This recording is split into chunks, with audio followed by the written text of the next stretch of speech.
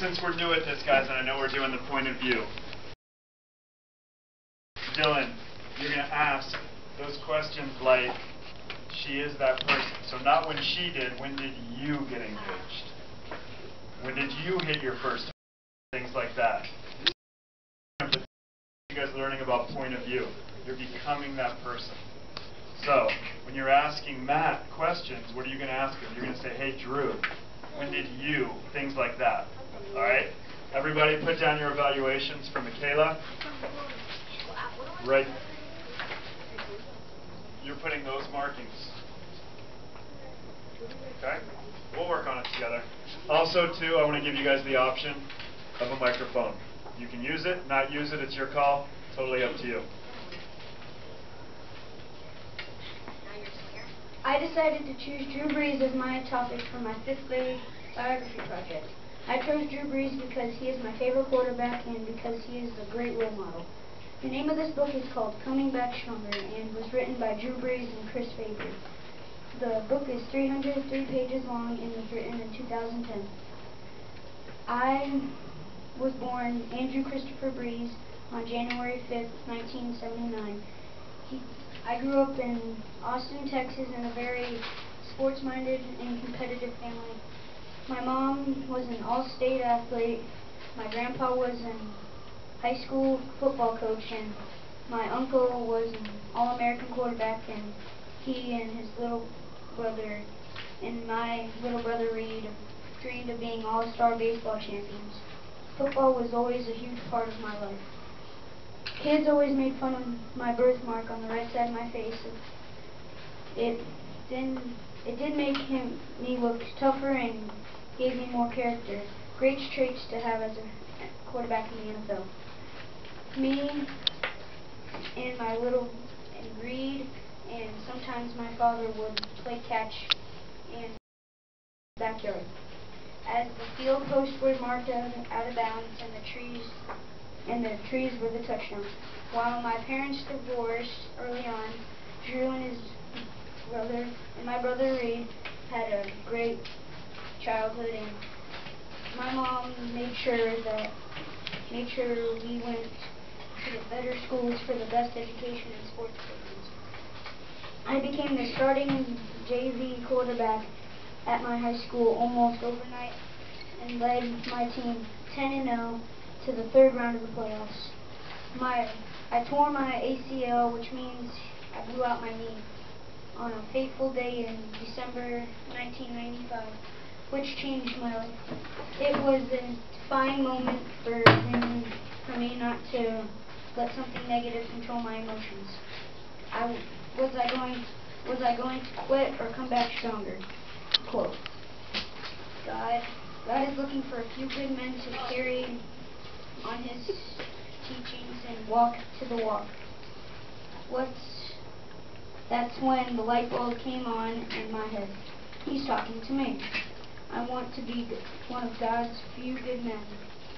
6 months after my injury, after my surgery and dedication to my physical rehab, I was fully healed and led my team to a 6-0 season as starting quarterback, winning the first 5A state championship in the history of his high school, in my high school. I was most hopeful to getting a baseball scholarship at the top Texas school and work my way to the major leagues. That did not happen. I did get recruited by Purdue University, an Ivy League college, where I studied industrial management and, of course, played quarterback. I met and dated and eventually married the love of my life in college, Brittany. When I was in Purdue, we got so good that they went to go play Notre Dame. He thought he had played his best football in the first 58 minutes, but in the last 2 minutes, I threw an unlucky interception. Purdue had to stop them and to make them only make a field goal. But when I held the ball, it was shaking and threw another interception like I did before, and instead of a huge win, it turned into a devastating loss. Afterwards, my friends and I went.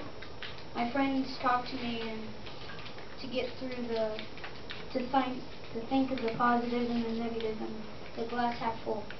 During my college football career, in my senior year, I led Purdue to the Rose Bowl, having won the Big Ten.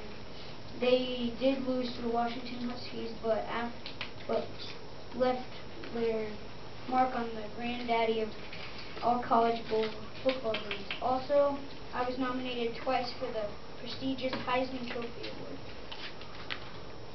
I got drafted first pick of the second round to play in the NFL by the San Diego Chargers and was second string to Doug Flutie, one of my heroes. Other quarterback heroes of mine were Troy Aikman, John Elway, and Dan Marino. After working really hard, I became starting quarterback of the Chargers with plenty of ups and downs early on. On December 31st, 2005, it happened. Against the Denver Broncos, late in the second quarter, at the 1-yard line on a loose ball, I jumped onto the pile. Bad idea.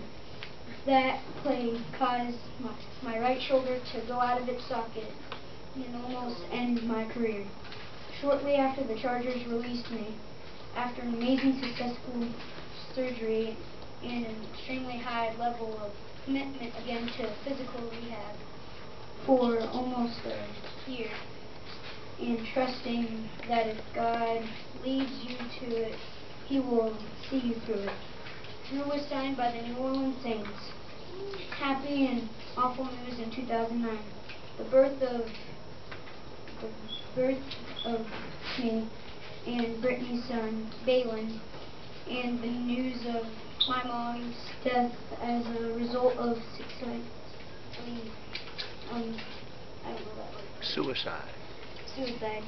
After the rebuilding of New Orleans from the devastation of Hurricane Katrina. In 2010, I led the Saints for the first time ever to victory in the Super Bowl 44 over the Indianapolis Colts. Drew held his son Balin on his shoulder and shouted joyously on national television, "I'm going to Disney World." In conclusion, the answer is yes. I would want Drew Brees as my friend, because he is a positive man who will tell me to never give up and make me famous to help me with my football skills. Some of his greatest accomplishments is being a great role model and leading the New Orleans Saints to their first Super Bowl victory. Any questions? No one. When Drew Brees went to the Saints, did he start or did he... No one, I'm going to have to interrupt you. When who? Say, did you? When you went to the Saints, did you start or sit the bench? I started. Good question. Okay. If you had to pick another quarterback that you would do on a biography project, who would you pick? Eli Manning. Thank you for your time. Big round of applause. That was awesome. That was awesome. Very good. Just so you can add Matt to his visuals, following the report rules. Perfect. I know